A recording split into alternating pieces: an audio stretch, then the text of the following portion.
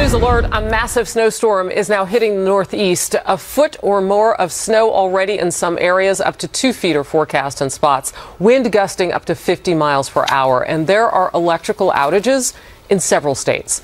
Travelers across America are feeling the effects of this. More than 5,000 flights canceled. The latest details ahead.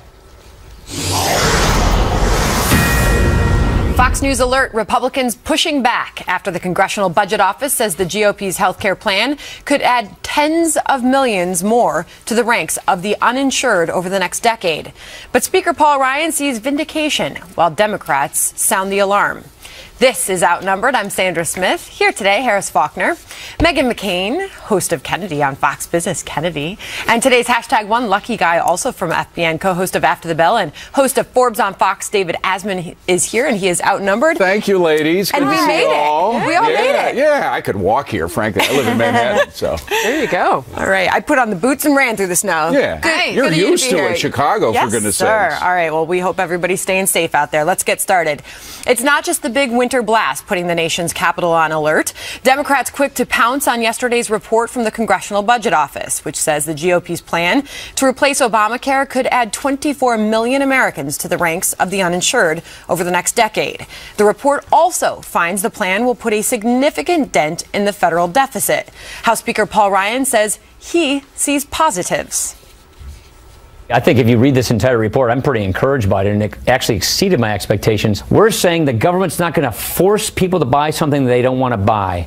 And if we end an Obamacare mandate that says you must buy this government one-size-fits-all plan, guess what? People aren't going to buy that. Once our reforms kick in, what the CBO is telling us is it's going to lower premiums. It will lower premiums 10%. It stabilizes the market.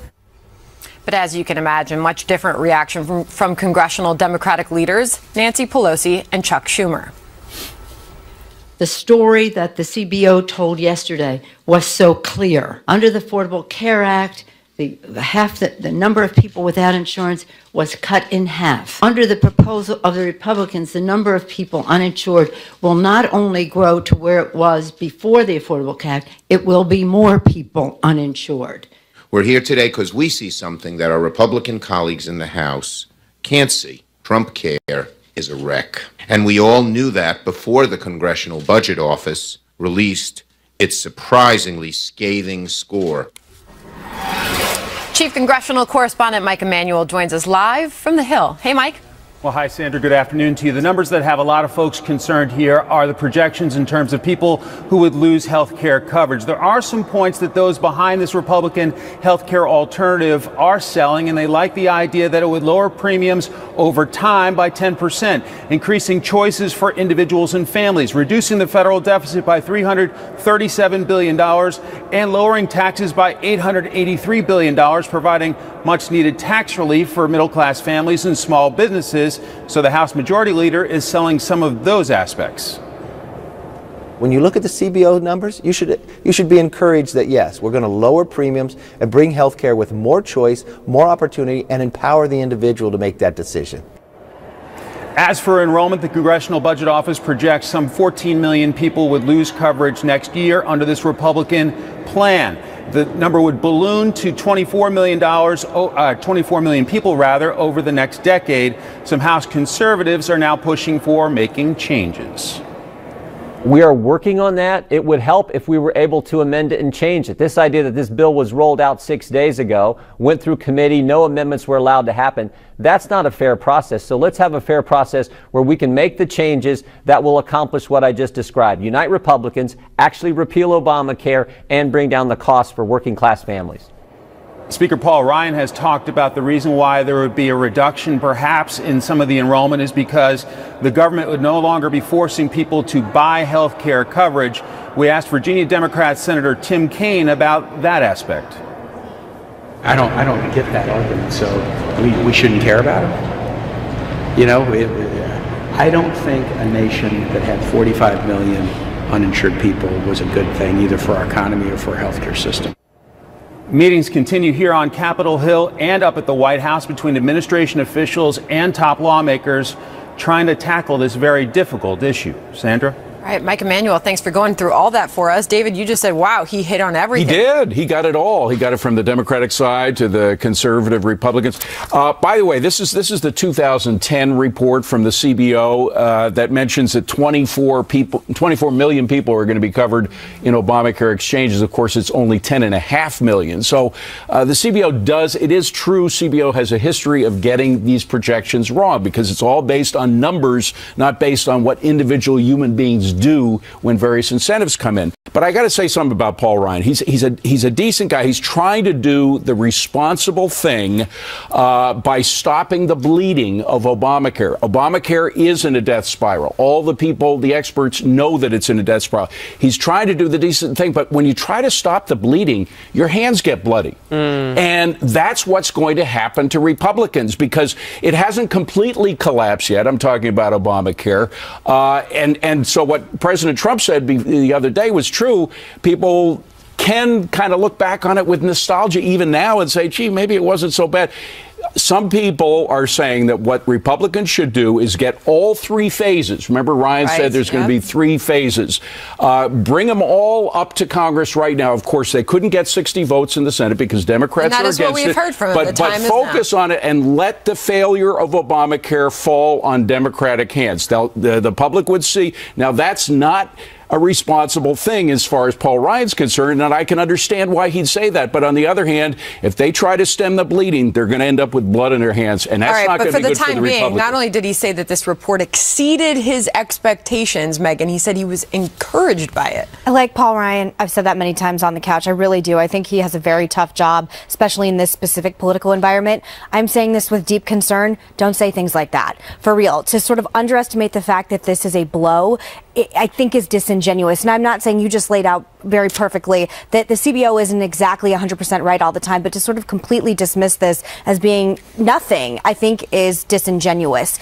Well, and to say the CBO was in favor of his plan, which is not necessarily true. I mean, he seemed to be trying to use the CBO to defend his plan. People need to make this very simple. Our leaders need to quell the anxieties of so many people. I was trying to explain this to a friend of mine who knows very little about politics yesterday, and it's kind of like when you're in a bad relationship, but you're scared to be single again because you don't know what's out there. And I think with Obamacare, a lot of people understand that this has been a disaster, but Republicans aren't laying out a plan to replace collectively and concisely that are easing the anxieties. And that is giving Democrats more ammunition. Go ahead. Absolutely. No, and there are 2 things that I want to address because you're absolutely right. This is still Obamacare because we're still talking in terms of exchanges and mandates and tax credits, which were created under this immoral entitlement. So when Nancy Pelosi mounts her high horse and she talks about the immorality of this Republican bill, this is a response to Obamacare, which should have never taken place at all. You know, the Democrats had several options on the table what they could do with a stacked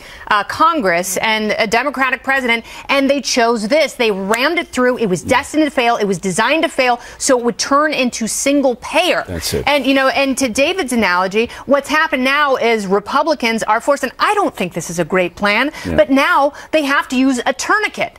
And so the patient is losing a leg, and the Democrats are complaining because now he can't wear pants. And timing is going to be everything, Harris. Well, timing, I mean, you've got people who we're approaching the halfway mark now. By the time Easter passes and they maybe get something on the president's desk, now you will have gone 5 months or so. By the time you wake up, you've lost some time with all of this, well beyond the enrollment period. You're talking tax credits even for people who don't need them in this bill. You haven't solved the problem with Medicaid. We know that 19 states chose not to extend their Medicaid benefits. So we already had millions of people who were falling by the wayside because they couldn't get anybody to take Obamacare. They couldn't, you know, they couldn't get insurance still. This doesn't really hit those issues. But, you know, go back to what Megan just said. All of this comes back to those people that the president had at the White House yesterday. You know, like real people, like people who are suffering because they may have cancer and they actually need health care and they don't really want you to mess with it too much because something is better than nothing for them. You know, I hope he heard the kinds of things that get him back to the language of the things that he really wanted in this bill. I don't know if pizza and bowling can get President Trump's ideas back in the bill. I wonder what will, because he had some strong ones. He looked at those pre-existing conditions and said, keep them. He looked at, the ages of people who were covered and the need for Medicaid. Remember, he said he wasn't going to touch that.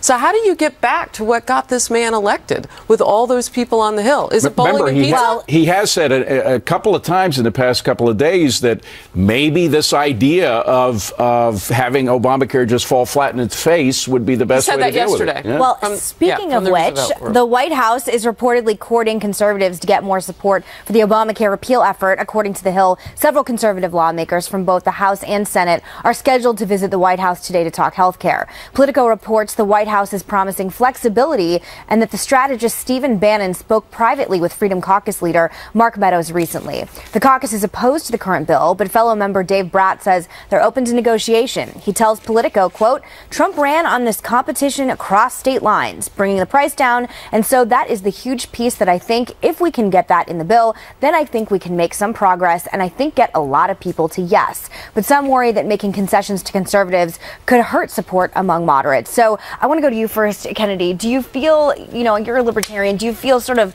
any kind of peace knowing that Steve Bannon is meeting with Freedom Caucus members? I think that the conservative cost cutters should certainly stand their ground with this. And, there are a lot of important elements at play. And, one of the things, and I understand the idea of reconciliation and needing that 60 vote majority in the Senate. However, if you want to bring the cost down, which is the ultimate goal of the Republicans' insurance plan, you have to allow people to buy insurance across state lines. More people will buy insurance if they do that. One thing that the Democrats certainly are not talking about is why are there so many more uninsured people? That's because a large number of people are choosing not to buy insurance. Absolutely. And we're not discussing that. And David, there was this new survey that came out from Wells Fargo and Gallup showing this massive optimism, a 20-point increase from quarter to quarter to the beginning of this year. Small businesses, they know that cash is free. There are more jobs on the horizon. They're going to provide more insurance. People will be able to afford insurance. And everybody says the Democrats are saying that this is just about tax cuts to the rich. Well, a lot of small businesses are incorporated not as corporations, but they have to take their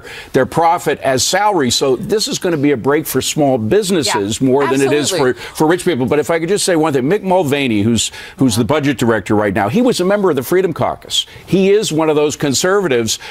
So is David Schweikert, by the way, from your home state of Arizona. There are a number of people in the Freedom Caucus who make a very good case as to why something has to change with health care. Mulvaney's point is that there's a very big difference between health care and insurance. If you have insurance and you have a $12,000 deductible and you're in the middle class, you can't afford to get health care. So what good is coverage if you have a $12,000 deductible? But Obamacare approval is still at an all-time high right now. And I think talking about the anxieties people have about Republicans possibly blowing this repeal, not just the replacement, And right now, we talk about this at length on the couch. Democrats don't have any message. They're in complete disarray. Do you know what blowing Obamacare does? It gives them a message in the midterm elections. The Republicans made a ton of promises that they were so inept they couldn't get together. I want to go back to two things. So this free market idea, again, I ask, you knew that the president ran on that. Why is that not in this bill? Why did that become a bowling negotiation point? That was a tentpole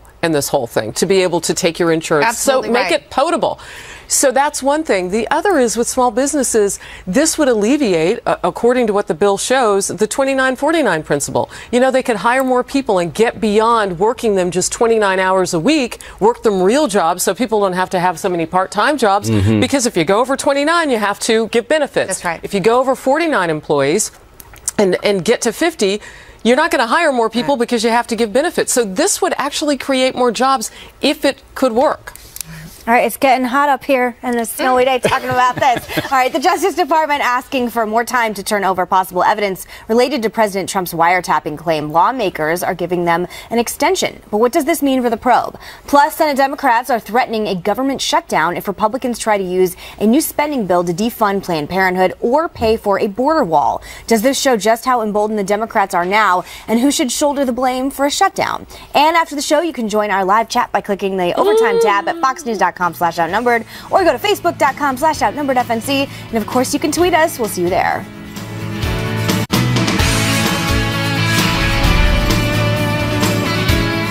The Justice Department says it needs more time to gather any possible evidence related to President Trump's wiretapping claims. It's asking the chairman and ranking member of the House Intelligence Committee, Congressman Devin Nunes, and Adam Schiff, for an extension. The lawmakers wanted evidence turned over yesterday. That was the deadline. And now they're giving the DOJ until next Monday, when they're set to hold their first open hearing on Russia. A spokesperson says this: if the committee does not receive a response by then, the committee will ask for this information during the March 20 hearing and may resort to a compulsory process if our questions continue to go unanswered, end quote.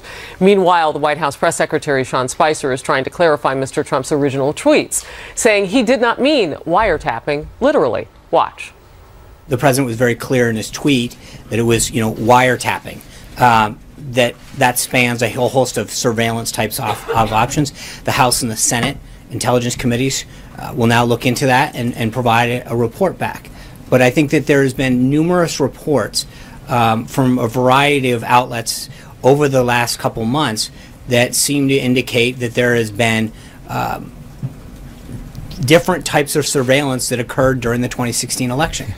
So it's interesting. There were some of us who were reporting and wondering if the president meant electronic gathering and might broaden it. Wiretapping is actually very specific. It doesn't apply to anything else. But if his understanding did, does that give him room then to come up with evidence of some of this other electronic gathering, which we think would exist because of reports of a FISA actually existing? What's most fun about this story is that there's so much intrigue. You get into the weeds of intel here and what it means and what it does and what agencies could have been listening in and how there could have been a back channel that is. Well, they were listening. Your purpose of listening to the Russian ambassador was really to get the people in the Trump administration, all this sort of stuff.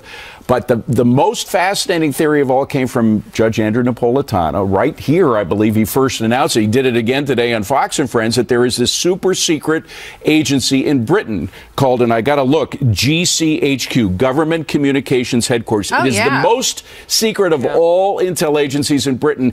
And he got it from three sources that it was actually them, those people, who were the ones who were listening. That would bring it outside did, though, and that was one of the Snowden revelations. They went to a newspaper in Great Britain and forced them to destroy the electronic evidence they had with some of those files that well, they don't have a First Amendment over there, so they can get away with a lot of other stuff that we can't. Can you go back to this idea of Sean Spicer explaining that he didn't mean this literally?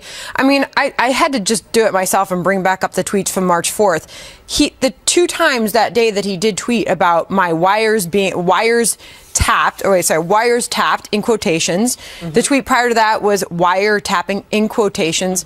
Why else did he put that in quotations? I think clearly that those words don't need to be. But that's basically what he was doing. Harris points out wiretapping is a very specific act. So you agree that he didn't mean it literally? Yeah, I mean, it's hard to tell, and there are fans of the president who use a more figurative interpretation of some of the stuff he says on Twitter, and there are journalists who take what he says very literally. It created a firestorm because he used this term wiretapping. But my argument was some of the surveillance that various government agencies use just as egregious as what the president was claiming, and there's also not a denial. That's, to your point, that's what makes it so intriguing, because the CIA can't come out and say, no, absolutely, well, we the were FBI not, or can't the either, NSA or the FBI. Because it's outside the purview of everybody. Megan, when you drill down on this, though, and you kind of look at who's listening to whom, we know that this happened in some regard because we know conversations between other heads of state that we shouldn't know the details of. And there's a deep because of leaks. Distrust in the intelligence community because of that. A lot of people in the intelligence community seem to feel that they have a political purpose and they don't trust Donald Trump, and that's why they're going to leak all this incredibly secure information to the American public. Part of the problem I'm having right now is we're interpreting Sean Spicer's interpretation of Donald Trump's tweets. That's not what I'm paid to do. It shouldn't, quite frankly, be. It's ridiculous. I mean, we're interpreting the president's spokesperson and then the president's tweets on something that could be a larger scandal than Watergate. Well, if this did in fact happen, this is something that would have vast ramifications not only within our intelligence communities but within our national security as well. But what's also interesting is the fact that he has not further commented on it. We have not seen any comments from the president or heard any on wiretapping since those March 4th. He knows, though. I mean, but that's the difference. Is A, he can declassify anything, and B, he can call up any information information that he wants because he's the president of the United States. There is a little bit of good news, which is that the House Intel Committee. Maybe that's what he did, and that's why he's being silent. Of all the institutions in Congress, and I know Congress is at the bottom of the barrel in terms of respect, but at least the House Intel Committee has a semblance of bipartisan cooperation. So there may, if there's any institution in Congress that can dig up some stuff on this, it might be the House Intel Committee. Or, to play devil's advocate, it was just a really fascinating way for Donald Trump to take the media narrative away from Jeff Sessions and the entire accusing himself scandal, doing it in one tweet, and we're still talking about it a week and a half later. But then you have the CIA revelations that come on the heels of that. You know? I've got my perspective, you've got yours. Ooh, no, but the timing. Think about the timing. Speaking of needing a shovel, ladies and gentlemen, I'm not into the Edward Snowden. That's not what I'm saying, Megan. I'm saying look at the timeline. Look when things came out. Okay. Snow day Stella. All right. Let's go to this storm. The massive storm blanketing the East Coast. Boy, I tell you, some people are really getting hit right now. Up to 2 feet of snow in some parts.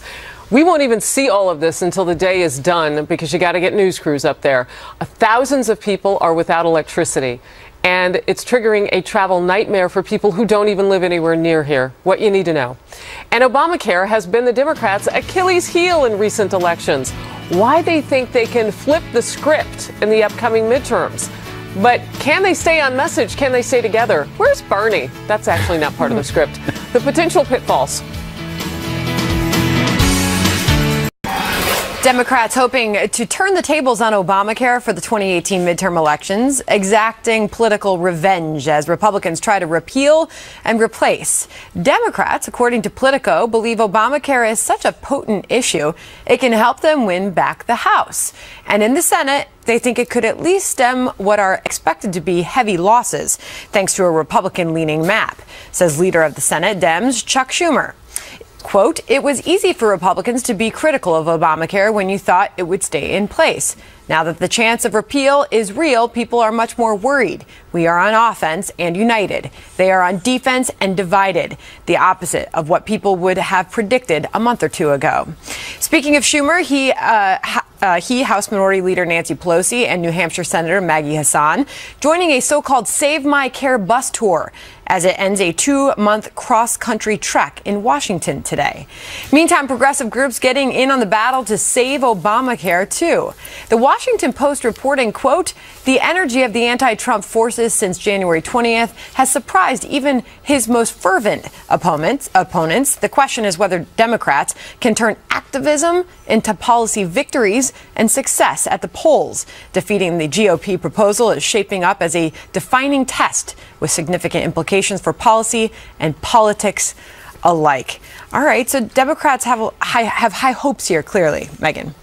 Yeah, first of all, I think that bus tour is gimmicky and stupid and props ridiculous. Yes, I think that's completely wrong. The problem with Republicans right now is we've been running since 2010 on repealing and replacing Obamacare, and now we have a grand opportunity to do so. And if we screw this up, the Democratic ads write themselves. This will be a huge loss for President Trump. It will be very difficult for him to get reelected in 2020. And there's so much disarray within our party on this, specifically with people in the Freedom Caucus and people like Paul Ryan. I take hope in the sense that, we talked about Steve Bannon meeting with members of the Freedom Caucus, but there still seems to be a long way to go. And then this MoveOn.org, these protests that they're calling for Thursday and Friday, demonstrators, they say, should bring props, crutches, stretchers, slings. Right. Well, Move On, of course, is the tip of the spear. That's what the Democratic Party uses to say and do the most outrageous things. But the Democrats themselves, they have no alternative to what hasn't worked. If the Republicans were to get their act together, and that's still a question. I think eventually they might, but still, I don't know. But they could focus on the fact, we just had Joe Gerarmandi on. He's on After the Bell. And Melissa Francis did a great job of interviewing your cohort, Melissa. He was a former insurance commissioner for California. And she said, look, the bottom line with Obamacare is you guys have to use coercion to force people to do what's not in their economic interest, whether it's individuals getting insurance or whether it's insurance companies insuring people who they don't make any money insuring. So he said, absolutely. And that's why we have to raise premiums. And that's why we have to force insurance companies to stay in California. And that's why we have to raise taxes and raise premiums. I mean, they don't have an answer other than doing what Obamacare has failed to do. But they have the divide on the side of Republicans working in their favor right now. Will they use this to their advantage, and will it help them? Democrats, I don't know how much political capital Democrats really have, because I have a feeling, although it seems like Republicans are really sort of jumbled and agitated right now, I do have a feeling that the president is going to find a way to lock it up. I think the president will have more political cover if the AHCA fails. I think he'll force Paul Ryan to take the hit because he's unpopular enough with enough coalitions within the House, particularly with Republicans. And I think if the Democrats fail on this and the Republicans actually get a victory, it could spell trouble for them for years to come, beyond 2018, certainly. So it's interesting because the president actually is in the best position. I'm going to think optimistically here. I think he's in the best position to loan out some capital. He can loan some to the Republicans and he can loan some to the Democrats, and he can have people over to the White House and he can go to the Hill. He can get this done per his vision because this is so much a part of what he ran on. The question is going to be, is anybody going to accept that gift? And what's it worth to them? Why can't they make it worth something to help out the American people? You're thinking like Trump right now. I like that. I'm thinking You're positively. Thinking making the deal. And I think, I've read the book. I've read the books. And that's how you get the deal done. I think he is the only one in the room with enough political capital to spread it around so that everybody feels like they got something. Interesting. I do agree with that. We're going to leave it there. And the man who is large and in charge when it comes to getting Republican House members behind the Obamacare replacement, House Speaker Paul Ryan joins Martha McCallum tonight on the first 100 days. So be sure to tune in for that. That's 7 o'clock Eastern time right here on Fox News Channel. All right, well, the Trump administration now firing back as 7 states are looking to stop President Trump's revised travel ban after a federal judge halted the first one. The new order due to take effect Thursday. But will it survive? We debate.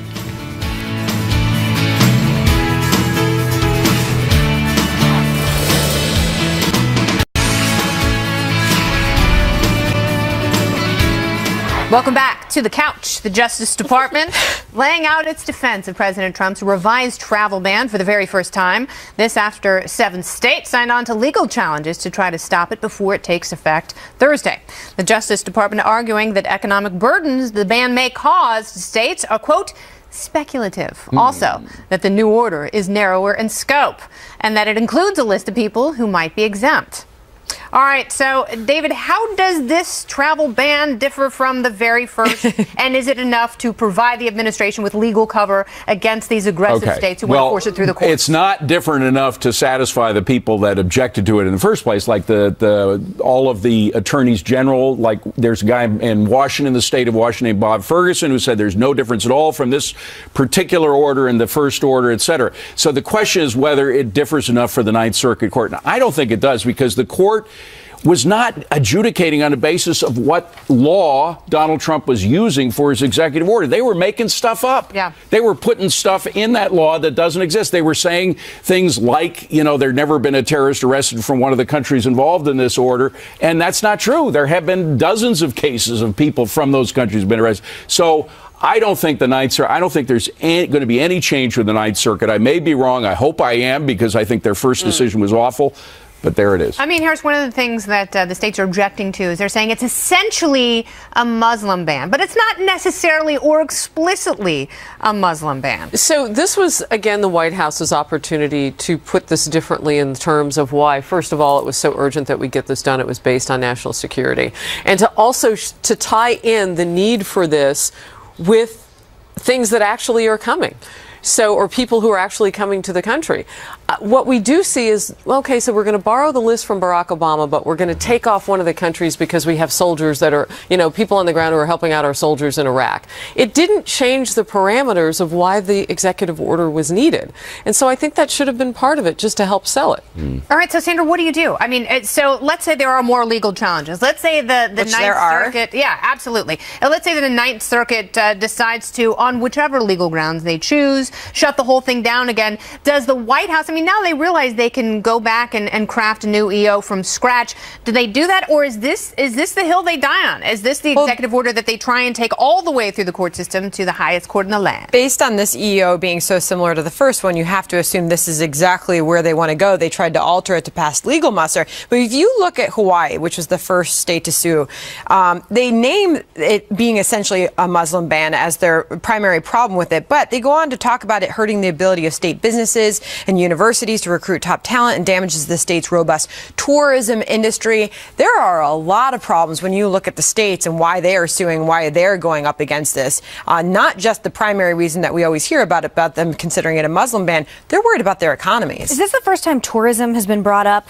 At least it's the first time I can remember hearing about it. It's interesting that would be such an implication. Obviously, Hawaii, big tourist destination for many people.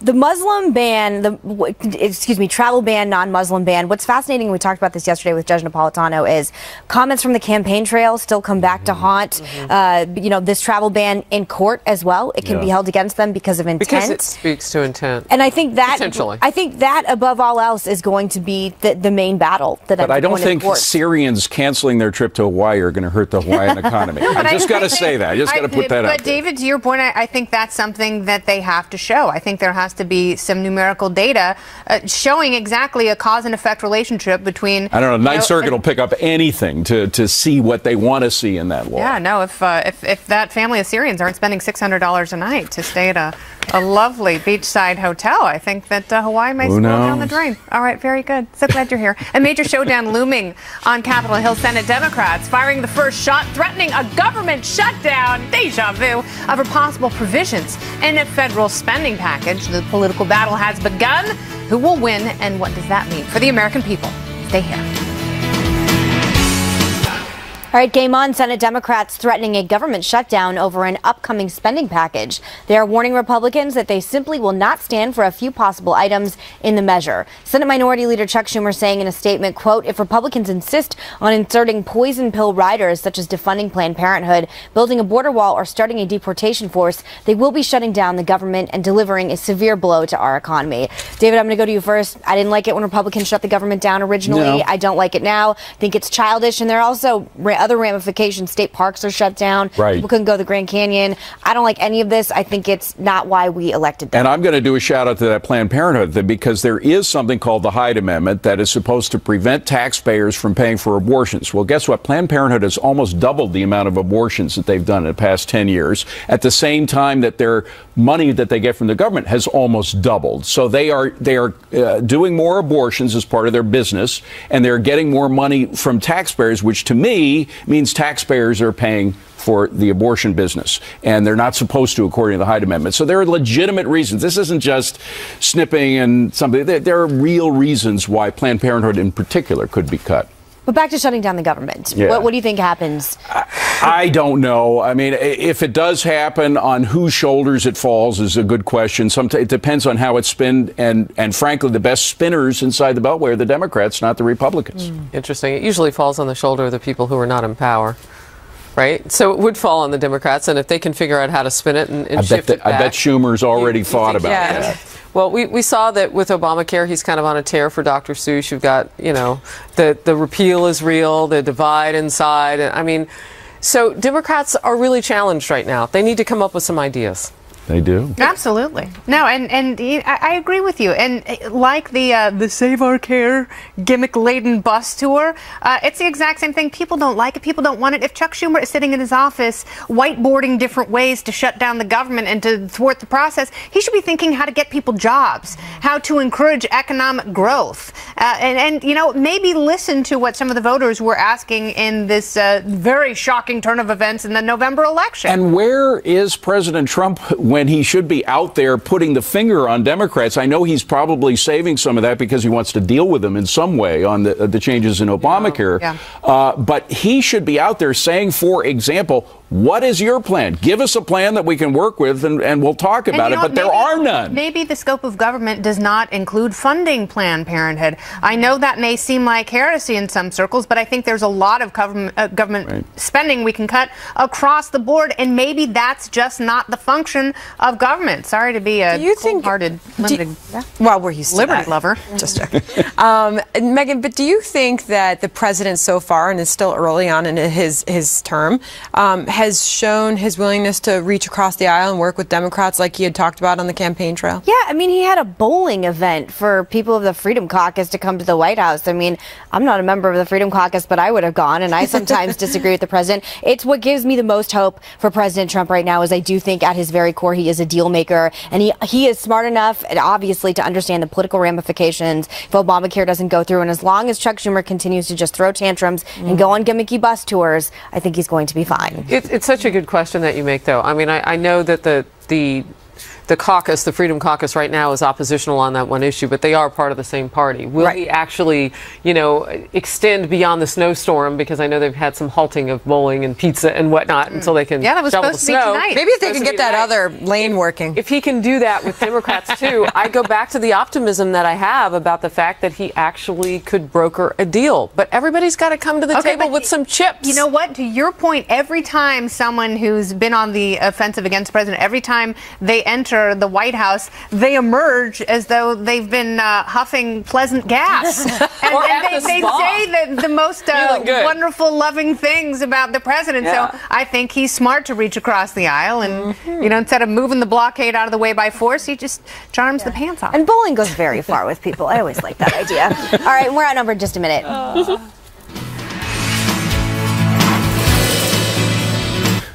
Hi.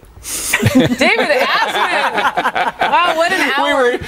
I wonder if we could can some of the conversations we have during the off moments here. That'd be fun. It would be awkward if we did. Maybe. We have to Thank you, David Thank you Asman. for Thank allowing me to be here. Appreciate it. Donning the snow boots and coming in to be with us today. We appreciate it. Absolutely. Happy